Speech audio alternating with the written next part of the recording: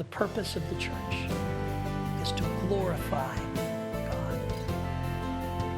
But as members of that church, as parts of that body of Christ, how are we to proceed? What are we to do? What is our attitude to be? He goes on to tell us in chapter 4. He says, I therefore, the prisoner of the Lord, in other words, he's in prison for his service to God, I beseech you, I beg you, walk worthy of the calling with which you were called.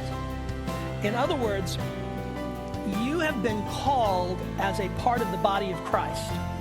You have been called to fulfill a purpose, and that purpose is to glorify God.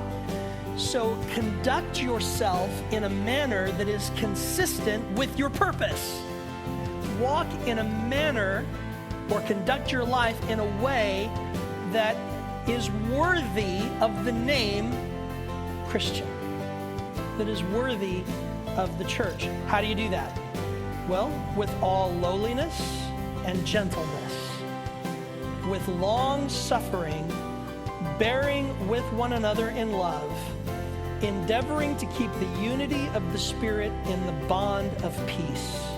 There is one body and one Spirit, just as you were called in one hope of your calling, one Lord, one faith, one baptism, one God and Father of all, who is above all and through all and in you all. The Spirit of God is in you if you are a believer in Jesus Christ. This message today is not to the unsaved, friends. This message is to the church. And it is about being the church that God has called us to be. It is about walking in a manner that is worthy of the calling to which we were called as part of his church. And we do that with lowliness and humility and long-suffering and patience. Because here's the reality. We may have a unified purpose, but we are very different people.